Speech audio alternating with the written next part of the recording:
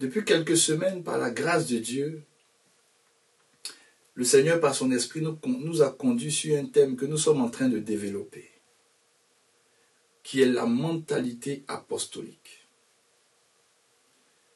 Et Dieu a permis, pendant la semaine pascale, que nous puissions avoir notre conférence Pâques, où Dieu, par sa parole encore, est venu nous retrouver, nous rejoindre et nous bénir davantage. Avec ce thème qui est la maturité en sagesse, en stature et en grâce. Je t'assure, bien-aimé, j'ai encore maturé en sagesse, en stature et en grâce. Dieu m'a fait du bien. Est-ce que Dieu t'a fait du bien aussi? Je suis certain que Dieu t'a fait du bien. Sa parole vient toujours restaurer nos vies. Sa parole vient toujours bonifier nos vies. C'est lorsque nous connaissons la vérité que nous sommes réellement affranchis. Et c'est sa parole. Il est dans sa parole. Son esprit est dans sa parole. Sa vie est dans sa parole. Le chemin est dans sa parole. La vérité est dans sa parole. La vie est dans sa parole. Il est la parole faite chair. Il s'agit de mon Sauveur. Il s'agit de ton Sauveur. Il s'agit de Jésus-Christ de Nazareth. Celui qui ne change pas. Et nous avons été tellement bénis pendant cette semaine pascale. Et le Seigneur nous a enseigné sur la maturité.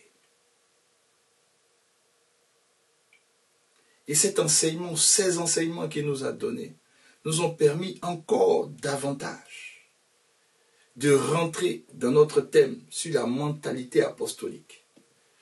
Parce que ce qu'on peut envoyer, les envoyés de Dieu, les apôtres, les apostolos, les ambassadeurs, ce sont des matures qu'on peut envoyer. Tu ne peux pas envoyer un bébé spirituel en route, au lieu d'aller faire ce pourquoi tu l'as envoyé, un bébé ou un enfant. S'il rencontre un groupe d'amis, il va jouer. Il va oublier la mission que tu lui as confiée. Si on le provoque en route, il va se bagarrer en route. Si on le regarde mal, ou si on lui propose des choses, il est capable de suivre les pulsions de sa chair et abandonner la mission qui lui a été confiée. Dieu veut t'envoyer, toi qui m'écoutes. Dieu veut nous envoyer. Mais Dieu a besoin que tu sois mature pour ne pas que cet envoi, la mission qu'il te confie en tant qu'ambassadeur, apostolos, envoyé, missionnaire, que cette mission-là ne te détruise pas. Et que tu ne passes pas à côté de cette mission. Dieu est prêt à envoyer. Mais Dieu a besoin des personnes matures. Et l'exemple est tellement clair. Lorsque nous prenons même le milieu séculier, le monde séculier, un parent qui a son enfant, à un certain âge, quand l'enfant est encore trop petit, on ne peut pas l'envoyer très loin. Ou on ne peut même pas l'envoyer hors de la maison parce qu'il y a beaucoup de dangers dehors. Il y a la route qui est un danger pour lui. Il y a des gens qui sont capables de le ravir. C'est un danger aussi. Beaucoup de choses peuvent se passer. Il peut être aussi distrait dehors. Il peut rencontrer ses amis et puis oublier ce pourquoi on l'a envoyé. Ou même encore, tu peux lui remettre de l'argent et l'envoyer à l'épicerie. Ici au Canada ou dans d'autres pays, c'est une boutique ou un supermarché. Mais lorsque tu l'envoies, comme c'est un enfant, tu lui dis, par exemple, va me payer une bouteille de lait. Il arrive, il voit des sucettes, il voit des bonbons. il voit des biscuits, il est capable de payer des biscuits, des bonbons, ou même de même pas prendre le lait que tu veux, venir avec le lait que lui, il aime, et tu vas le regarder, ça va te décourager, tu seras abattu. Mais c'est un enfant. Beaucoup de personnes ont voulu être envoyées, ou ils se sont levés même pour s'envoyer eux-mêmes, pendant qu'ils n'étaient pas prêts. Et aujourd'hui, on va parler de fondement. Parce que la mentalité apostolique doit avoir un fondement. Doit avoir un fondement. C'est pour cela que le thème sur la maturité est venu énormément à propos. C'était vraiment un timing divin. Dieu nous a mis dans un timing extraordinaire. On a besoin de maturité. Un mature, lorsque tu l'envoies, il va faire ce pourquoi tu l'as envoyé. Et il vient te rendre compte. C'est ça un mature. Un mature, il est redevable. Mais quelqu'un qui n'est pas mature, il n'a pas le temps de rendre compte. Parce que pour lui, déjà, rendre compte, c'est un fardeau.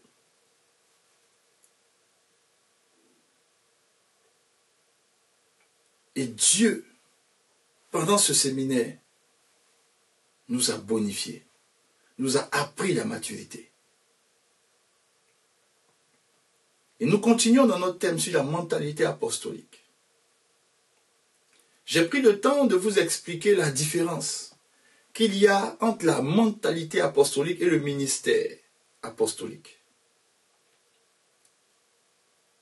Tous ceux qui acceptent Jésus, Romains 12, 2, automatiquement, Dieu leur donne le renouvellement de l'intelligence. Systématiquement, par le Saint-Esprit. Le renouvellement de l'intelligence. Et ce renouvellement de l'intelligence nous donne systématiquement encore la mentalité apostolique. Pourquoi Dieu nous donne cette mentalité apostolique? Parce que nous sommes sauvés pour que des vies soient sauvées. Le seul endroit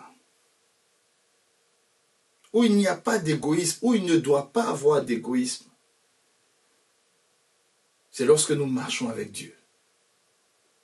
Tous ceux qui marchaient avec Dieu n'étaient pas seulement bénis, mais ils étaient des sources de bénédiction. Toi qui me suis,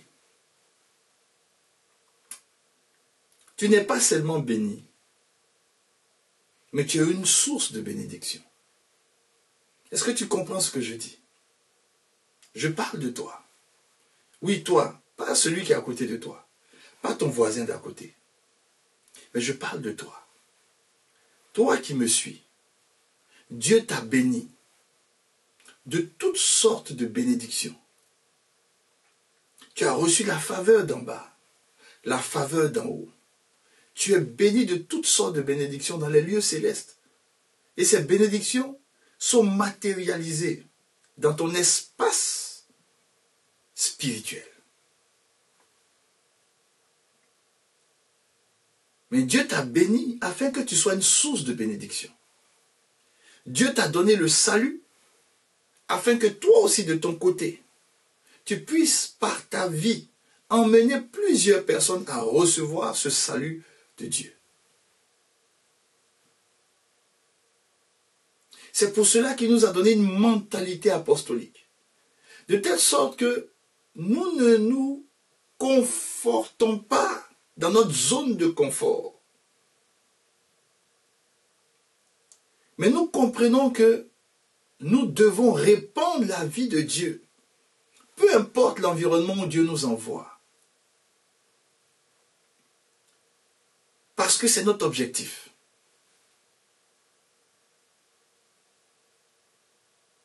Et nous avons reçu la mentalité apostolique. Nous sommes des ambassadeurs. Et nous faisons les fonctions d'ambassadeurs. Dans un monde qui est étranger à nos valeurs, dans un monde qui est étranger à la vie de Dieu en nous. Mais c'est dans ce monde étranger que Dieu nous a envoyés. Afin que ceux qui étaient étrangers à la vie de Dieu puissent par notre vie, par notre témoignage, et par la bonne nouvelle de l'évangile, notamment l'évangile de Dieu. Et je vous ai expliqué les 4 points de l'évangile de Dieu, Romains 1:1, et puis dans le livre de Marc 1, où l'apôtre Paul, en Romains 1, nous dit que lui, en tant que serviteur de Jésus, a été mis à part. En tant que serviteur et apôtre, a été mis à part pour annoncer l'évangile de Dieu. Et Jésus lui-même, dans le livre de Marc, est allé dans des zones spécifiques où il a commencé à annoncer l'évangile de Dieu que Jean-Baptiste déjà annonçait. Et les 4 éléments de cet évangile, c'est le temps est accompli. Premier élément. Le temps est accompli. Premier élément. Deuxième élément. Le royaume de Dieu est proche. Pourquoi le royaume de Dieu est proche? Parce que le royaume de Dieu est proche. Il n'est pas encore manifesté, il n'était pas encore manifesté pour eux, ceux à qui il annonçait ça. Parce que pour que le royaume soit manifesté, il faut que le roi de ce royaume soit accepté. Mais le roi de ce royaume n'a pas été accepté. Donc tant qu'il n'est pas accepté, le royaume est proche. Mais il n'est pas encore manifesté dans la vie des personnes. Parce que pour que le royaume soit manifesté et qu'il ne soit plus proche, il faut que le roi de ce royaume-là soit accepté dans les vies. Et lorsque nous présentons le royaume, et nous présentons le roi de ce royaume, alors nous parlons de repentance. Nous venons maintenant, le 3e élément, c'est repentez-vous. Dieu ne tient pas compte des temps d'ignorance. Mais aujourd'hui, il annonce la repentance. Et nous parlons de repentance. Et lorsque nous parlons de repentance après, nous présentons maintenant la bonne nouvelle. En demandant à chacun de croire à la bonne nouvelle. Ils sont les 4 éléments de l'évangile de Dieu. Qu'en tant qu'apôtre, en tant qu'ambassadeur, faisant les fonctions d'ambassadeur, peu importe l'environnement où je suis, et peu importe ce que je fais dans la vie de tous les jours, j'ai les fonctions d'ambassadeur. Tu as les fonctions d'ambassadeur. Et je vous ai expliqué qu'un ambassadeur est appelé son excellence. Ça veut dire qu'en tant qu'ambassadeur, nous devons chercher l'excellence dans tout ce que nous faisons. Et c'est le slogan de la maison Vase d'Honneur, bon à voir, bon à manger. Bon à voir, bon à manger. Nous devons chercher l'excellence parce que nous sommes des ambassadeurs. Partout où tu vas, tu représentes le royaume qui t'envoie. Partout où tu vas, lorsque tu commences à parler aux gens des temps dans lesquels nous sommes, et que tu commences à leur parler, le royaume de Dieu est proche déjà d'eux, parce que tu représentes ce royaume.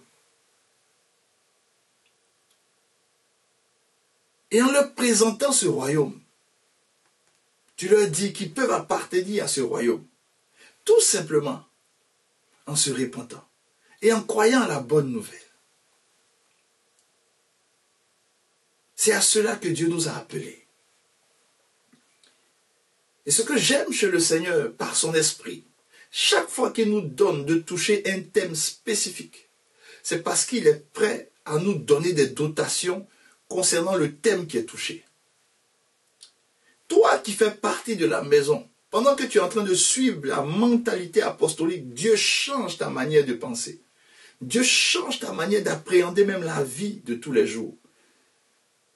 Tu ne te bats plus, tu n'es plus en train de faire la course sur ton salaire, sur tes augmentations de salaire, sur les privilèges que tu vas avoir, sur ce que tu vas gagner. Non. Tu te rends compte qu'une âme qui n'entend pas parler de Jésus, c'est un drame. Tu te rends compte qu'il faut parler de Jésus partout où nous sommes. Et je vous ai dit, je vous ai lancé cet appel. J'ai dit, il faut que vous sortiez de vos zones de confort et que vous veniez voir vos différents responsables pour dire, j'ai besoin d'être envoyé. J'ai besoin de manifester les fonctions d'ambassadeur que j'ai. Je suis un ambassadeur qui a besoin d'avoir un espace où annoncer la bonne nouvelle du royaume de Dieu, où annoncer l'évangile de Dieu. Pour cela, les amis, ça semble simple ce que je dis, mais cela prend de ne plus marcher par la chair, mais de marcher par l'esprit. La chair veut une satisfaction. La chair veut des privilèges. La chair cherche des positions. La chair cherche à être vue. Mais le message que je te donne ne plaît pas certainement à ta chair. Ne plaît pas certainement à ta chair. Parce que c'est un message qui est important, qui va te donner d'avoir de l'épanouissement dans la vie que Dieu t'a donnée. Parce que les amis sur cette terre, peu importe ce qu'on peut emmagasiner, peu importe ce qu'on peut avoir, tout ce qu'on va avoir va rester ici et nous allons aller au ciel.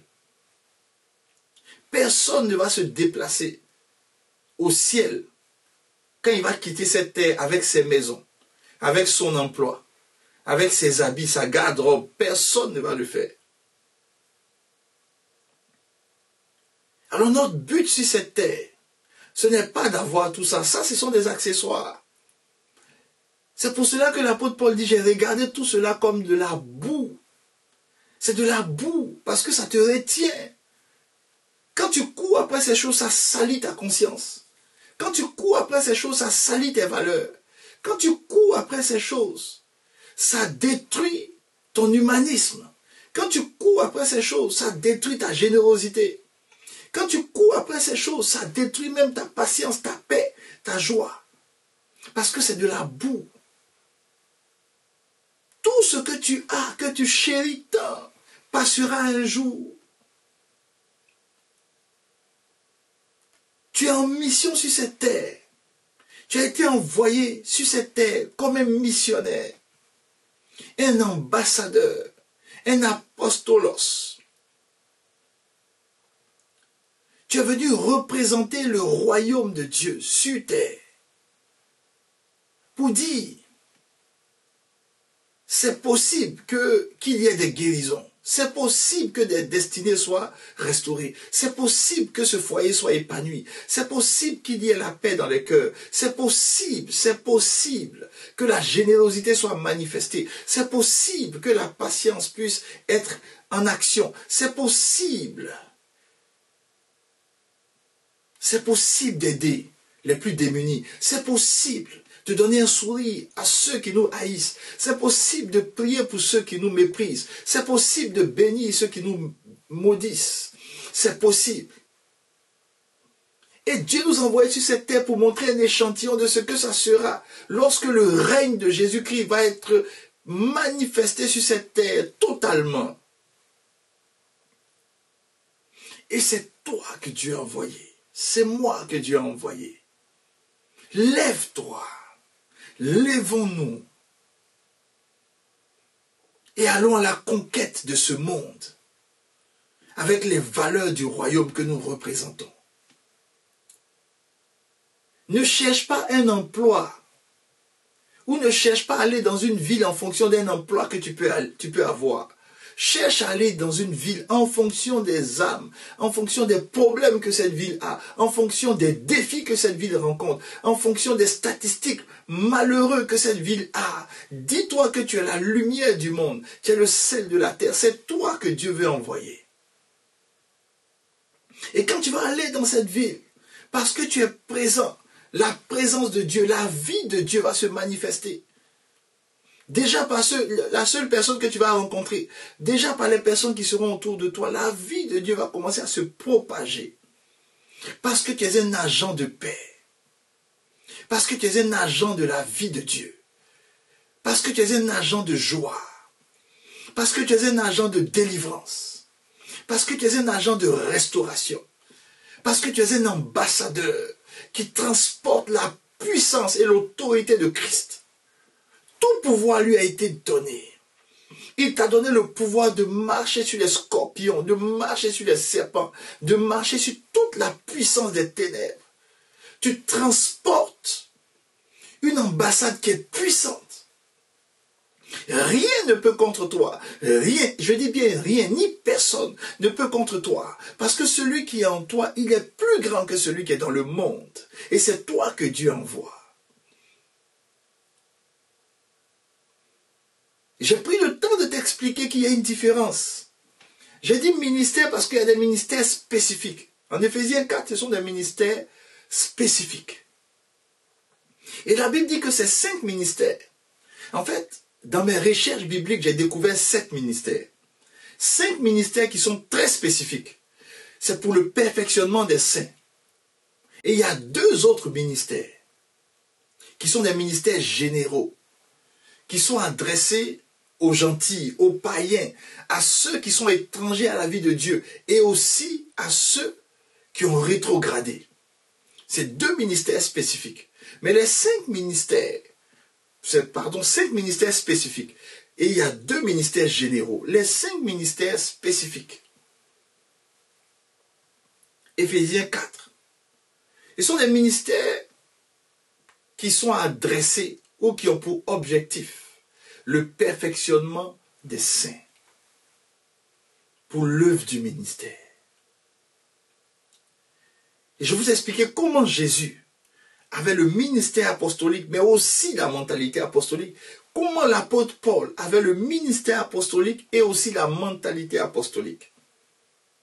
Mais ce qui est extraordinaire dans ces 5 ministères ou dans tout ce que nous faisons pour l'œuvre de Dieu, c'est que le Saint-Esprit a une part active dans ce que nous faisons.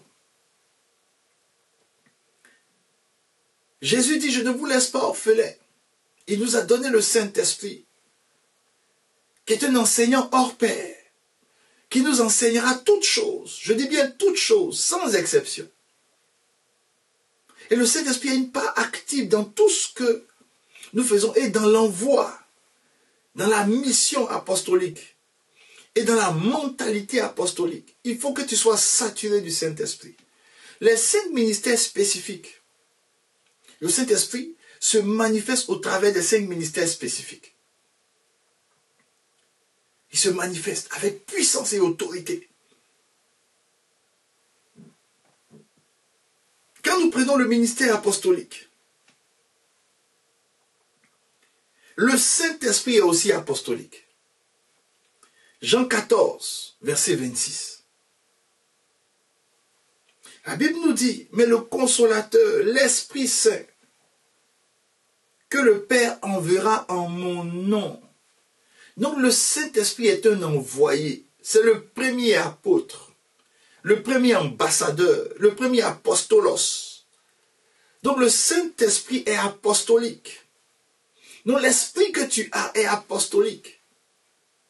C'est pour cela que tu ne peux pas avoir le Saint-Esprit et t'asseoir et dormir. Tu ne peux pas avoir le Saint-Esprit et t'occuper de tes petites affaires sans être un missionnaire pour Christ, sans être un envoyé pour Christ, sans être un ambassadeur pour Christ. Sans conquérir des territoires, ce n'est pas possible. Le Saint-Esprit est le premier envoyé. Le Père a envoyé au nom de Jésus. Le Saint-Esprit est venu au nom de Jésus. Il est venu représenter Jésus en toi. Si je vis, ce n'est plus moi qui vis, c'est Christ qui vit en moi. Oui, Christ vit en moi par le Saint-Esprit. Par le Saint-Esprit. Parce qu'il a été envoyé au nom de Jésus en moi. Et mon corps est le temple du Saint-Esprit, donc le temple de Jésus-Christ, qui est en moi, qui vit en moi, par son esprit. Le Saint-Esprit est un esprit apostolique. Le Saint-Esprit aussi est l'esprit prophétique. Donc le ministère prophétique est impulsé par le Saint-Esprit. Acte 2, 17. La Bible dit que dans les derniers jours, dit Dieu, je répandrai de mon esprit sur toute chair. Vos fils et vos filles prophétiseront. Donc le Saint-Esprit, c'est celui-là qui donne le sceau du ministère prophétique. Donc tu as le Saint-Esprit. Parce que tu as le Saint-Esprit, tu es un envoyé de Dieu. Parce que tu as le Saint-Esprit, tu es aussi un prophète de Dieu. Tu n'as peut-être pas le ministère prophétique, mais tu as, parce que tu as la mentalité apostolique, tu as aussi la mentalité apostolique vit avec le prophétique.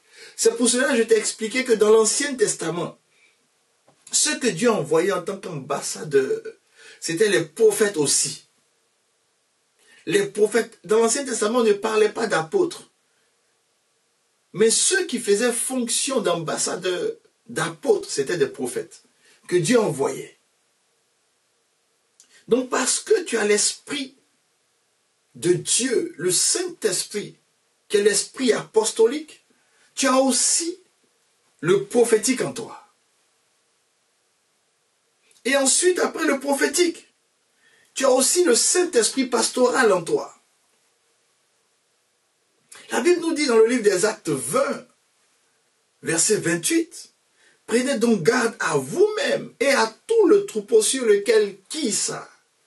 Le Saint-Esprit vous a établi évêque. Le Saint-Esprit établit des pasteurs. Lorsque Dieu te confie des brebis, un troupeau, le Saint-Esprit devient l'esprit pastoral en toi. Il te permet de soigner ceux que Dieu te confie, de les encadrer, de les conduire dans les voies droites de Dieu. L'esprit que tu as, c'est aussi l'esprit pastoral. L'esprit que tu as aussi, c'est l'esprit évangélique. Parce que la Bible nous dit en Jean 16, verset 8, « Quand il sera venu, il convaincra le monde. » Quand qui sera venu? Le Saint-Esprit. Il va convaincre le monde. On n'a pas dit qu'il va convaincre les chrétiens. On n'a pas dit qu'il va convaincre ceux qui connaissent Dieu ou ceux qui s'attendent à Dieu. Mais on dit qu'il va convaincre le monde, ceux qui ne connaissent pas Dieu, les païens, comme un évangéliste. Le Saint-Esprit fait le travail d'un évangéliste. C'est pour cela, lorsque nous allons annoncer la vie de Dieu aux gens, nous ne comptons pas sur notre diction, nous ne comptons pas sur notre manière de parler, nous ne comptons même pas sur notre éloquence, nous ne comptons même pas sur notre éducation, nous ne comptons même pas sur nos atouts, nos bagages, nos performances. Non, nous comptons sur le Saint-Esprit évangélique qui va convaincre le monde. C'est lui qui convainc, ce n'est pas nous. Nous, on n'est que des canaux. Que des canaux. Les amis, le travail apostolique est le travail le plus facile au monde. Quand je me suis rendu compte de ce que je suis en train de t'expliquer, je me suis rendu compte que faire l'œuvre de Dieu, c'est la chose la plus facile au monde. Tu te disposes simplement comme un canal. Un canal simplement entre les mains d'un Dieu si puissant, qui t'a donné un esprit si puissant. Quand tu te disposes comme canal, le Saint-Esprit est apostolique en toi. Le Saint-Esprit est prophétique en toi. Le Saint-Esprit est pastoral en toi. Et le Saint-Esprit est évangélique en toi. C'est lui qui convainc le monde. En ce qui concerne le péché, je vois des gens se battre pour expliquer à leurs conjoints, pour expliquer à leurs amis qui sont... Ils veulent convaincre les gens de pécher. Ce n'est pas toi qui convainc de pécher. Toi, tu n'es qu'un simple canal. Aujourd'hui, il y a beaucoup d'histoires dans les foyers. Parce que les gens veulent devenir le Saint-Esprit dans la vie d'autres personnes. Tu ne peux pas être le Saint-Esprit dans la vie de ton frère. Tu ne peux pas être le Saint-Esprit dans la vie de ton mari ou de ta femme. Tu ne peux pas être le Saint-Esprit même dans la vie de tes enfants. Tu veux qu'ils soient convaincus de péché? Tu veux qu'elle soit convaincue de péché? Tu veux que ton enfant soit convaincu de péché? Tu veux que ton frère ou ta sœur soit convaincu de péché? Tu veux que tes parents soient convaincus de péché? Alors laisse le Saint-Esprit agir. Crée une plateforme pour que le Saint-Esprit agisse. Crée une plateforme et il va agir.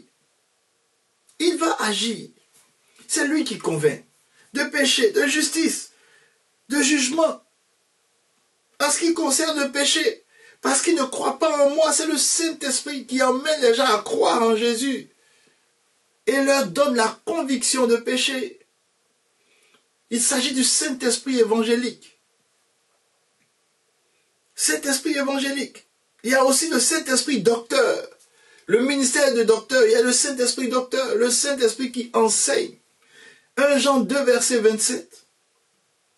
Pour vous, l'onction que vous avez reçue de lui demeure en vous. Et vous n'avez pas besoin qu'on vous enseigne. Mais, comme son onction vous enseigne toutes choses, le Saint-Esprit, l'onction du Saint-Esprit, c'est une onction d'enseignant, de docteur. Le Saint-Esprit enseigne, les amis, toutes choses. Les amis, quand j'ai compris ces mystères, j'ai vu que la vie chrétienne, elle est trop facile. Elle est tellement facile. Il faut simplement que le Saint-Esprit nous remplisse. Il faut que tu aies la plénitude de l'Esprit de Dieu. L'Esprit pastoral, l'Esprit apostolique, l'Esprit évangélique, l'Esprit prophétique, l'Esprit de docteur. Quand il te sature, tu es devant une situation où il t'enseigne. Tu es devant un problème, il te donne de prophétiser. Il y a des personnes qui viennent te voir et qui ont besoin de conseils. Il agit en tant que l'esprit pastoral. C'est pour cela qu'il nous envoie en tant qu'ambassadeurs. Et je vous ai dit que j'ai découvert 7 ministères. Je vous ai cité les 5 ministères spécifiques. Ceux-là qui sont pour le perfectionnement des saints. Il y a 2 autres ministères qui s'adressent aux païens, aux gentils, à ceux qui ont rétrogradé, et à ceux qui sont étrangers à la vie de Dieu. Le premier ministère, que je considère être le 6e ministère dans la Bible, c'est le ministère de la réconciliation. 2 Corinthiens 5, verset 18. Le ministère de la réconciliation. Dis avec moi le ministère de la réconciliation. Le ministère de la réconciliation. Et tout cela vient de Dieu, qui nous a réconciliés avec lui, par Christ. Et qui nous a donné quoi? Le ministère de la réconciliation. Les amis, le ministère de la réconciliation s'adresse à ceux qui ne sont pas encore réconciliés avec Dieu. Ou à ceux qui étaient avec Dieu, qui se sont détachés de Dieu, ceux qu'on appelle des rétrogrades, qui ont abandonné la main de Dieu. Donc le ministère de la réconciliation s'adresse aux païens. À ceux-là, les gentils, c'est ceux qui font du syncrétisme religieux. C'est-à-dire, ils ne sont pas véritablement dans le Seigneur, mais ils font un mélange de religiosité, de pratiques bizarres. Ceux-là doivent se réconcilier avec Dieu. Ceux qui ont abandonné la main de Dieu doivent se réconcilier avec Dieu. Et c'est le ministère que Dieu nous a donné, mais aussi, c'est une mentalité. Quand je dis ministère, tu vois, ça te met dans un carcan. C'est une mentalité. C'est une mentalité. Parce que ça s'adresse à tous les chrétiens. La réconciliation. Tous les chrétiens doivent porter ce ministère. Tous les chrétiens, dès que tu acceptes Jésus, tu es envoyé pour que ceux qui ont abandonné la main de Dieu, qui se sont détournés de Dieu, qui sont étrangers à la vie de Dieu, se réconcilient avec Dieu. Et c'est ça la mentalité apostolique. Il y a aussi le ministère de la justice, qui est le 2e ou le 7e ministère. Et vous retrouvez cela en 2 Corinthiens 3, versets 8 à 9, où il dit combien le ministère de l'Esprit, donc c'est toujours le Saint-Esprit, qui nous donne ces différents ministères, qui nous donne ces différents appels. Combien le ministère de l'Esprit ne sera-t-il pas plus glorieux? Si le ministère de la condamnation a été glorieux, le ministère de la justice. Nous avons le ministère de la justice parce que l'Esprit de Dieu qui est en nous, c'est l'Esprit de justice.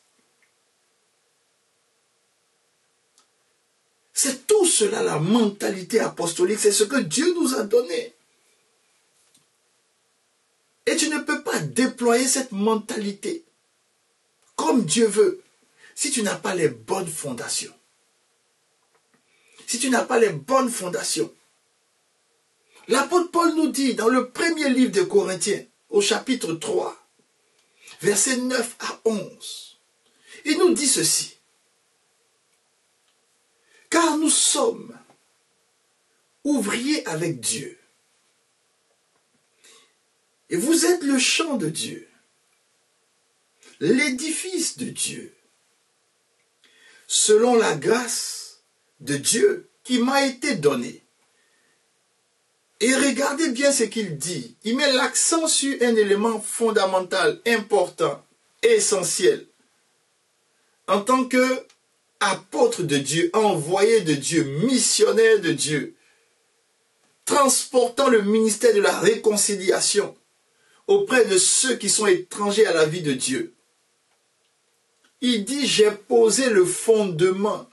Ça veut dire que lorsque Dieu nous donne de manifester la mentalité apostolique, il nous appelle à poser des fondements dans la vie de ceux qui ne le connaissent pas. Il dit, j'ai posé le fondement.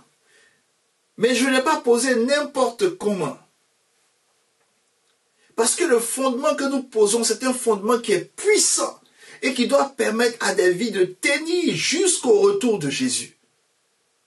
Donc ce n'est pas un fondement qu'on pose comme ça. Il faut le poser comme un sage architecte. Parce que quand on pose le fondement, c'est parce qu'on veut bâtir des vies. Il y a un plan divin pour la personne vers qui nous allons annoncer Christ. Il y a un plan divin pour sa vie. Il y a des projets que Dieu a formés pour sa destinée. Et il est important qu'il y ait un fondement. Et il dit, j'ai posé le fondement comme un sage architecte et un autre bâti dessus. Et il continue en disant ceci. Mais que chacun prenne garde à la manière dont il bâtit dessus. Mais avant de bâtir, il faut avoir un fondement. Et il dit car personne ne peut poser un autre fondement que celui qui a été posé, savoir Jésus-Christ. Tu ne peux pas faire l'œuvre apostolique si tu n'as pas un bon fondement. Le fondement, c'est Jésus-Christ. Et les amis, je me suis rendu compte que beaucoup de personnes marchent avec Jésus sans avoir eu le bon fondement qui a été posé dans leur vie. Et quand le fondement n'est pas bien posé, ou ce n'est pas le bon fondement, la personne à un moment donné tombe dans des doctrines bizarres, s'éloigne de la vie de Dieu, ne manifeste pas les fruits de l'esprit, ne manifeste pas la vie de Dieu. Et beaucoup de choses arrivent à beaucoup de personnes parce que le fondement n'est pas le bon fondement. Le bon fondement. Et il continue toujours au 2e chapitre d'Éphésiens, au verset 20 à 22. Il dit, vous avez été édifiés sur le fondement des apôtres et des prophètes. Jésus-Christ lui-même étant la pierre angulaire. Si Jésus n'est pas la pierre angulaire, si Jésus n'est pas le fondement, Jésus-Christ n'est pas le fondement de ta vie chrétienne. C'est pour cela, en tant qu'apôtre, ambassadeur, ayant la mentalité apostolique, nous devons connaître le fondement. Nous devons être des sages architectes. Je n'ai jamais vu un architecte qui devient architecte sans apprendre l'architecture.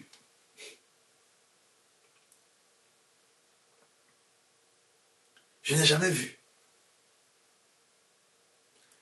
Dans la vie spirituelle, dans la vie chrétienne, il y a des choses qui s'apprennent. C'est pour cela que Dieu établit des enseignants pour apprendre des choses.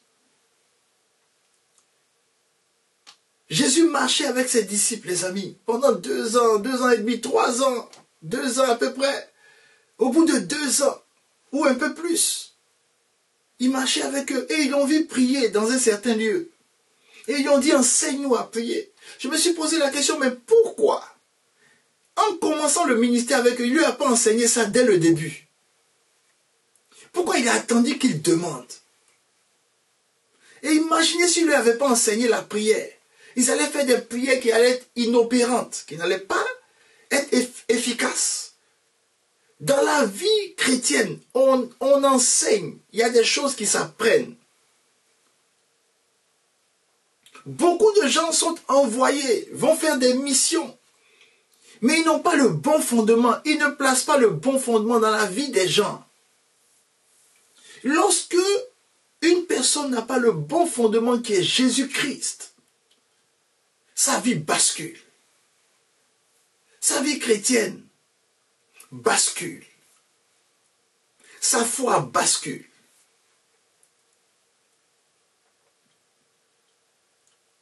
Et il dit en Éphésiens 2 que nous sommes en train de lire, il dit en lui, c'est-à-dire en Jésus-Christ, tout l'édifice, toute la vie de la personne est bien coordonnée. Il y a une coordination dans son foyer, il y a une coordination dans sa vie professionnelle, il y a une coordination dans sa vie spirituelle, il y a une coordination dans ses relations humaines, il y a une coordination dans tout ce qu'il fait, c'est bien coordonné. Mais quand tu vois que la vie d'une personne n'est pas bien coordonnée, ça veut dire que la pierre angulaire, le fondement n'a pas été bien placé.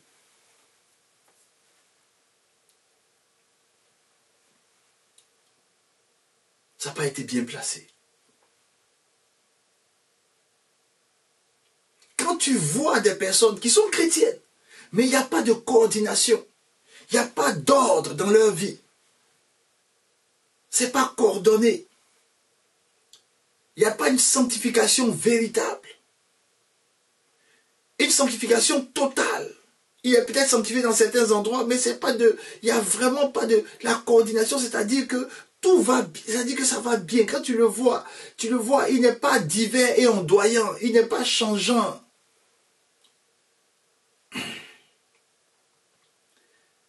Quand tu vois une personne comme ça, qui est bien coordonnée dans sa vie de tous les jours, c'est que celui qui est la pierre angulaire, Jésus-Christ, est bien placé dans sa vie.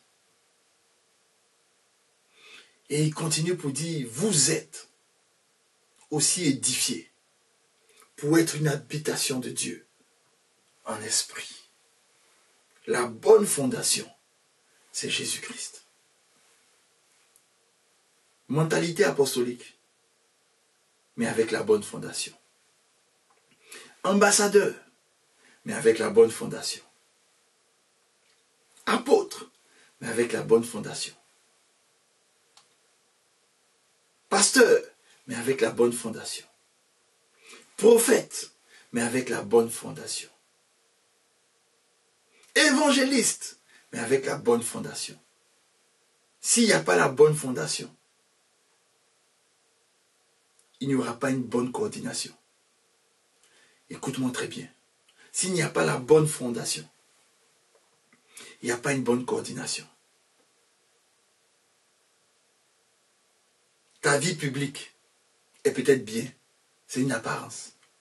Mais quand on rentre chez toi, ce n'est pas bien coordonné. Il y a certains aspects de ta vie qui ne sont pas coordonnés. La fondation n'a pas été placé par un sage architecte. La fondation, c'est Jésus-Christ.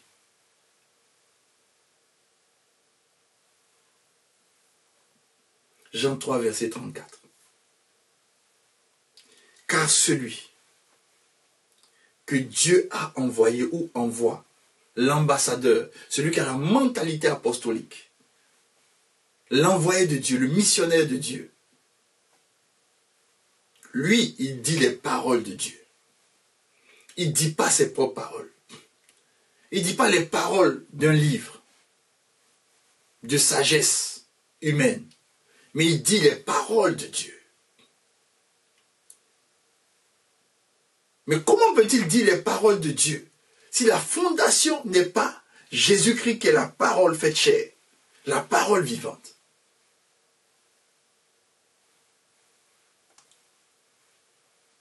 Et un épisode de la parole de Dieu qui, jusqu'à présent, me glace encore. C'est la première fois que je vous en parle, en Matthieu 7, versets 21 à 27. Ceux qui me disent, Seigneur, Seigneur, beaucoup de gens m'ont dit, Seigneur, Seigneur. Ce n'est pas eux tous qui vont entrer dans le royaume des cieux.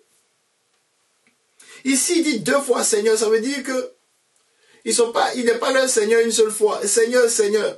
Ça veut dire que c'est lui qui est leur Seigneur.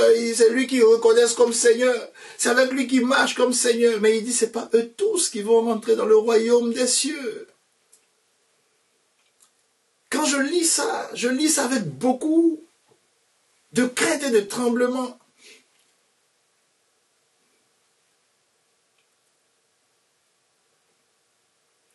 Parce que vous allez voir que le fondement, la fondation qu'est Jésus-Christ, quand ce n'est pas bien placé dans la vie des gens, les gens peuvent manquer beaucoup de choses essentielles dans leur vie chrétienne.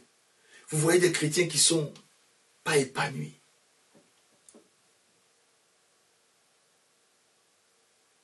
Dont la vie est tordue. Frustrés. Pessimistes. Susceptibles, plaintifs,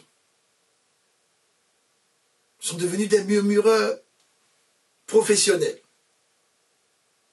Ils se plaignent, ils accusent Dieu. Ceux-là, on va vérifier ensemble les fondements.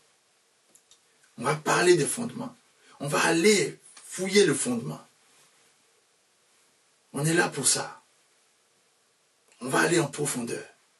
Et on va poser le bon fondement. Et si tu remarques que le fondement n'est pas posé, n'est pas honte, c'est pas grave. C'est pour ça que Dieu, justement, permet cet enseignement. Je ne suis qu'un simple canal. Dieu veut nous enseigner ces choses pour qu'il y ait un bon fondement dans nos vies. Que Jésus-Christ soit à la place où il doit être. Et que ce soit lui seul qui soit le fondement. Que ce ne soit pas tes théories qui soient le fondement. Que ce ne soit pas tes pensées qui soient le fondement. Que ce ne soit pas tes croyances à toi qui soient le fondement. Que ce soit Jésus-Christ lui-même. Il dit, tous ceux-là ne vont pas entrer dans le royaume des cieux, mais celui-là seul, qui va faire la volonté de mon Père qui est dans les cieux. Et il continue en disant au verset 22, il dit, plusieurs me diront en ce jour-là, Seigneur, Seigneur, n'avons-nous pas prophétisé en ton nom? Je dis bien que ce sont des gens qui vont prophétiser au nom de Jésus. Il ne s'agit pas des païens, il ne s'agit pas des gens qui ne connaissent pas Dieu. Hein? Non, je vous parle des gens qui vont reconnaître Jésus comme leur Seigneur. Il est dit ici 2 fois Seigneur, Seigneur, Seigneur. Ça veut dire que 2 fois, c'est comme en vérité, en vérité. Seigneur, Seigneur. Donc ils vont reconnaître Jésus comme leur Seigneur. Tout le monde saura que Jésus est leur Seigneur. Mais Jésus dit, ils ne vont pas entrer dans le royaume des cieux. Parce qu'ils n'auront pas fait sa volonté. Tu me diras, mais prophétiser, c'est la volonté de Dieu. Oui, c'est aussi la volonté de Dieu. Mais il y a autre chose. Il y a quelque chose qu'ils n'auront pas fait. Ou il y a quelque chose qui va leur manquer. C'est en cela la fondation, elle est nécessaire. Elle est nécessaire. Il dit, n'avons-nous pas chassé des démons par ton nom? Ils vont chasser des démons, ils vont prophétiser. C'est pas tout. Ils vont faire beaucoup de miracles en son nom, par son nom. guérit des malades par son nom. Des aveugles vont voir par son nom. Des lépreux vont être purs par son nom. Des paralytiques vont marcher par son nom. Des maladies chroniques vont guérir par son nom. Des maladies compliquées vont être guéries par son nom. Tout cela, ça va être fait par son nom. Mais malgré cela, il va dire qu'ils ne rentreront pas dans le royaume des cieux. Quand j'ai lu ça, les amis, j'ai compris que beaucoup de gens font des miracles. On n'a pas besoin d'un titre spécifique pour faire des miracles. Ah oui, j'ai compris ça. Tu n'as pas besoin d'être un archibishop pour faire des miracles. Tu n'as même pas besoin d'avoir le titre pastoral pour faire des miracles. Tu n'as pas besoin. Par son nom. On n'a pas dit tu vas faire des miracles à cause de ton titre. On dit par ton nom. Ils vont chasser des démons, ils vont faire des miracles au nom de Jésus. Donc au nom de Jésus, les amis, on peut faire des choses extraordinaires. Extraordinaires. Sans que la personne puisse aller au ciel. Et Jésus dit, je dirai ouvertement, je ne vous ai jamais connu. Retirez-vous de moi, vous qui commettez l'iniquité. Et quand on s'arrête là, on se dit, ah, c'est pas possible. Je ne vous ai jamais connu. Mais les amis, je vous ai pris jusqu'au verset 27. Parce que quand tu continues plus loin, tu vois que en fait, c'est parce que ces personnes-là, ils n'ont pas placé leur vie sur le bon fondement qui est le roc, qui est Jésus-Christ. C'est pour cela, malgré les exploits qu'ils faisaient, il dit, je ne vous connais pas. Je ne veux pas que Dieu dise qu'il ne te connaît pas. Je veux qu'avec la mentalité apostolique, que tu aies un bon fondement pour que Dieu dise qu'il te connaît. Et que lorsque tu vas répandre l'évangile de Dieu autour de toi, tu vas poser l'évangile de Dieu dans la vie des gens sur le bon fondement qui est Jésus, comme un sage architecte.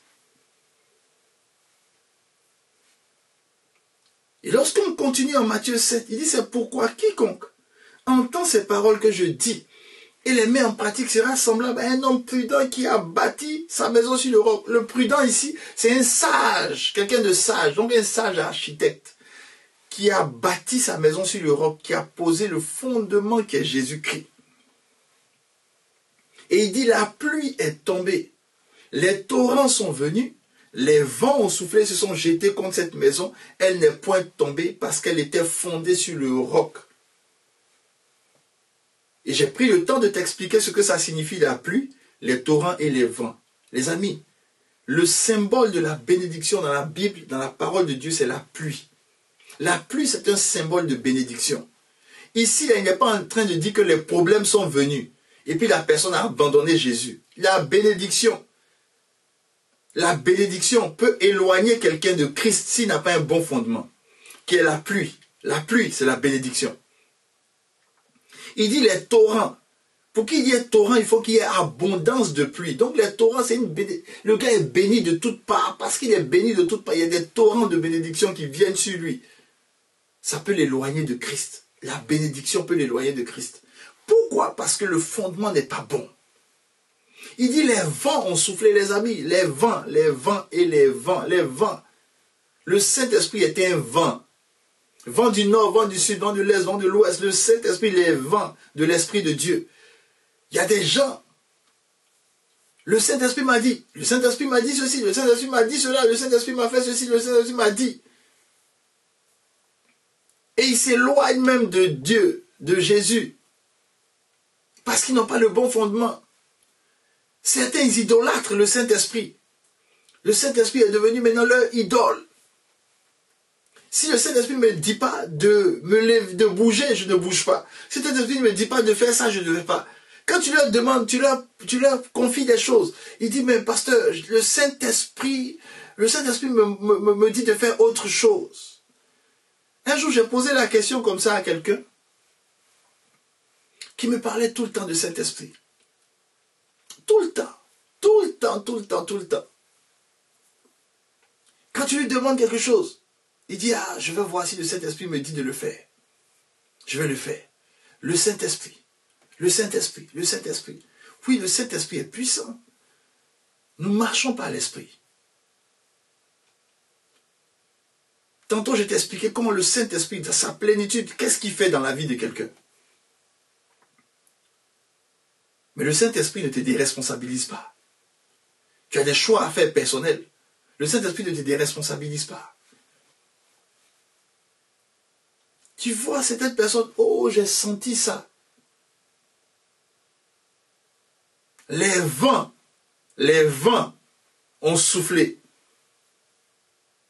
Et les vents les ont éloignés du roc qui est Jésus. Et je disais que il y a quelqu'un comme ça, avec qui je parlais. Puis il me parlait tellement du Saint-Esprit. Oui, le Saint-Esprit, c'est le Saint-Esprit qui m'a permis de faire telle chose. C'est le Saint-Esprit qui m'a montré ça. C'est l'Esprit qui m'a dit ça. Bon, là, j'ai pas la conviction parce que je sens pas l'Esprit. Bon, c'est beaucoup de choses. Alors je lui ai demandé. Quand il se lève le matin pour aller au travail, il est bien employé dans une entreprise, il dit oui. La personne dit oui. Je dis, quand il se lève le matin pour aller au travail, est-ce qu'il demande la permission au Saint-Esprit pour aller au travail? Il me regarde. Pasteur, est-ce que tu demandes la permission au Saint-Esprit pour aller au travail? Supposons que tu demandes, et puis tu sens de ne pas aller au travail, tu ne vas pas aller au travail. Combien de temps tu t'es absenté pendant une année? Il dit, une seule fois parce que j'étais malade. Il dit, les autres fois, là, tu as demandé au Saint-Esprit si tu devais aller au travail. Tu vas pourtant au travail. Pourquoi quand il s'agit de venir à l'église, ou participer au programme de l'église, tu dis, ah, je vais demander au Saint-Esprit si c'est possible de participer. Je ne sens pas trop. Pourquoi? C'est pourquoi? Parce que le fondement Jésus, là, ça n'a pas été bien placé dans ta vie. Jésus était conduit par le Saint-Esprit. Est-ce que tu sais ça? Jésus était conduit par le Saint-Esprit. Mais Jésus, il était assidu. C'était sa coutume d'aller à l'église. C'était sa coutume de prier. C'était sa coutume. Malgré le fait qu'il soit conduit par le Saint-Esprit. Le Saint-Esprit ne nous déresponsabilise pas. Les vents ont soufflé et se sont jetés. La maison n'est pas tombée.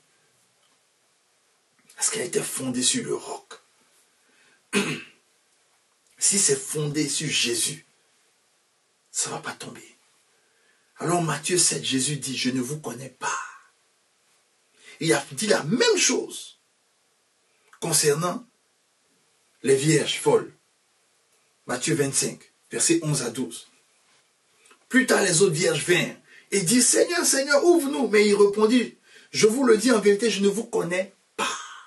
Il dit, je ne vous connais pas. Il a dit ça à 2 reprises. Et les amis, il a dit ça à un moment crucial où il s'agit du salut des gens. Ils vont rentrer au ciel. Il dit, je ne vous connais pas. Parce que le fondement n'était pas là.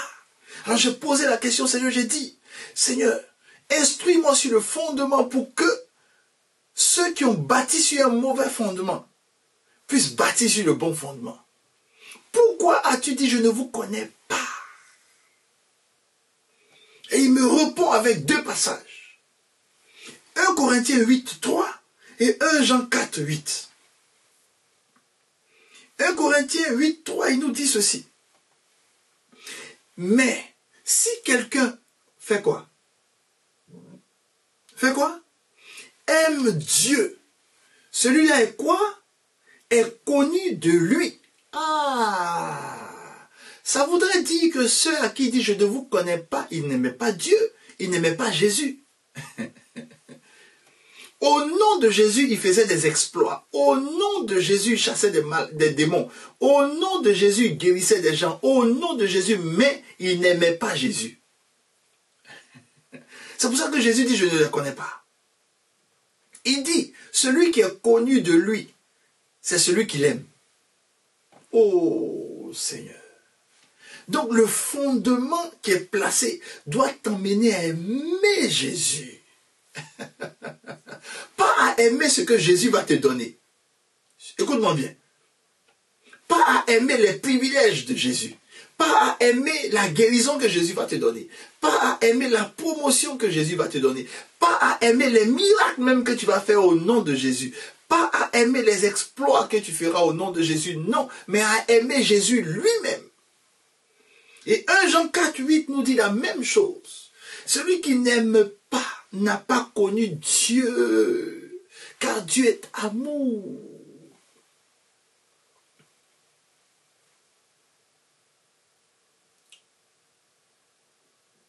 Car Dieu est amour. Il a dit aux vierges, il a dit en Matthieu 7, je ne vous connais pas, parce qu'il n'aimait pas Jésus. Aimer, c'est connaître. Mais comment on peut aimer quelqu'un si on ne le connaît pas? Et aujourd'hui, dans notre rôle pastoral, quand nous parlons avec les gens, je pose souvent la question, est-ce que tu connais Jésus? Oui, parce que je connais Jésus, c'est mon sauveur, mais qui? Il est ton sauveur et puis quoi? Parle-moi un peu de Jésus.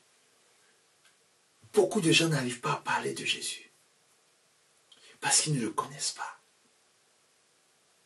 Ils aiment un Jésus qui peut les sauver. Ils aiment un Jésus qui peut accomplir des exploits pour eux. Ils aiment un Jésus qui peut leur donner de vaincre leurs souffrances et leurs douleurs. Ils aiment un Jésus qui peut leur donner la bénédiction. Ils aiment un Jésus qui peut combattre leurs ennemis. Ils aiment un Jésus qui a la mesure de leur égoïsme. Mais ils n'aiment pas Jésus pour ce qu'il est. Ils ne le connaissent même pas. Les amis, je vous dis ceci parce que j'étais de ce nombre-là. Il y a quelques années, tu me demandais qui était Jésus. J'allais te dire que Jésus sauve, Jésus guérit. C'est tout ce que j'allais te dire. J'allais te dire ce que Jésus était capable de faire. Mais je n'allais pas te dire qui il est vraiment.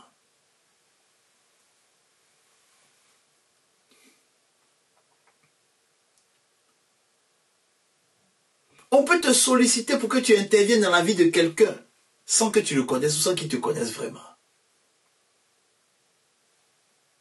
Il dit, par mon nom, vous avez chassé des démons. Par mon nom, vous avez prophétisé. Par mon nom, vous avez fait des miracles. Tu peux appeler quelqu'un pour lui dire, aide-moi, il peut venir t'aider. Il finit de t'aider, il repart. Sans que tu le connaisses vraiment. Quand on dit qui il est, tu dis c'est quelqu'un qui aide beaucoup. C'est quelqu'un, c'est un écrivain, c'est quelqu'un qui a fait ceci. Tu peux dire tout ce qu'il est. Sans le connaître vraiment. Sans l'aimer vraiment. Tu peux citer ses exploits sans l'aimer. Et on cite les exploits de Jésus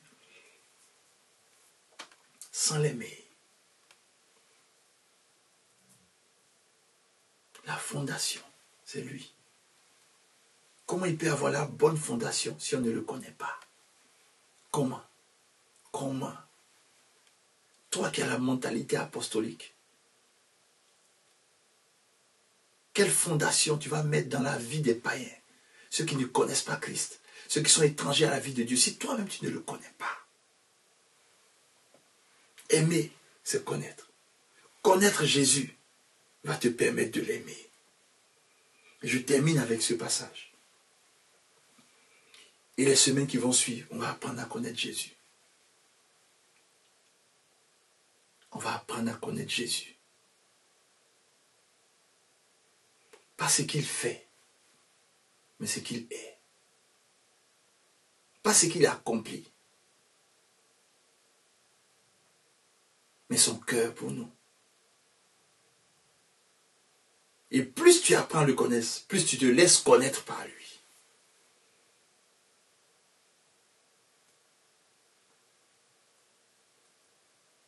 L'apôtre Paul dit ceci à Timothée, à 1 Timothée 3, verset 16.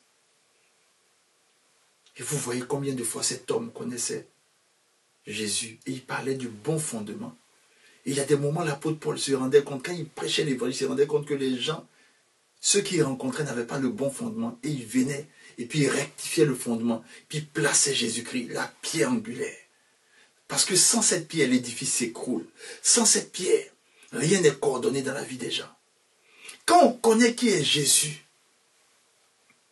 alors, on a une saine appréciation de qui nous sommes nous-mêmes. Et nous comprenons nos limites, nos imperfections. Et nous comprenons que nous ne devons blâmer personne. Personne. Alors en 1 Timothée 3, verset 16, il dit ceci à son fils Timothée. Timothée qu'il envoie, il appelle homme de Dieu. On voyait beaucoup hommes de Dieu dans l'Ancien Testament, mais dans le Nouveau Testament, c'est, je crois, Timothée seul qui l'appelle homme de Dieu, je ne sais plus s'il y a une deuxième personne. Il a enseigné le bon fondement à Timothée. Et il lui parle de Jésus. Et regardez ce qu'il dit, au verset 16. 1 Timothée 3, verset 16. Il dit, et sans contredit, le mystère de la piété est grand. Il dit sans contredit, ça veut dire personne ne peut contredire ce qui va suivre. Personne, je dis bien personne. Que tu sois le docteur le plus grand sur la terre, théologien, tu ne peux pas contredire ce que la parole de Dieu a écrit. Il dit le mystère de la piété est grand. 2 points. Celui, donc en parlant du mystère de la piété, c'est une personne.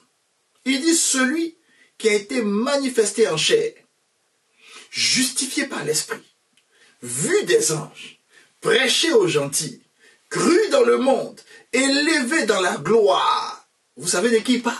Celui qu'il connaît. Jésus. Jésus. Il donne 7 qualificatifs à Jésus. Et au travers des 7, tu vois qu'il connaît Jésus. Il dit Jésus, c'est l'homme pieux. Quand il parle du mystère de la piété, il s'agit de Jésus. Le pieux, l'homme pieux, 1. 2. Celui qui a été manifesté en chair. Je dis bien en chair. En chair. 2. 3. Justifié par l'Esprit de Dieu. 4. Vu des anges. 5. Prêché aux gentils. 6. Cru dans le monde. 7. Élevé dans la gloire. Il connaît Jésus. Et Jésus le connaît. Nous allons voir qui est Jésus. Et nous allons voir si les fondements que nous avons sont les bons. Que Dieu te bénisse. Et que celui qui est l'homme pieux, celui qui a été manifesté en chair, justifié par l'Esprit, vu des anges, prêché aux gentils, cru dans le monde, élevé dans la gloire, que celui-là, que le Christ Jésus, le ressuscité, le merveilleux Sauveur, celui qui est rempli d'un amour incommensurable, d'un amour que rien ne peut atteindre, celui qui n'a pas attendu que je lui manifeste de l'amour, mais qui m'a aimé le premier, qui m'a pris tel que j'étais, et qui m'a dit, mon fils, ma fille, je t'aime. C'est en son nom que nous sommes réunis ici, au travers de cette parole merveilleuse que nous avons partagée ensemble. Que Dieu te bénisse.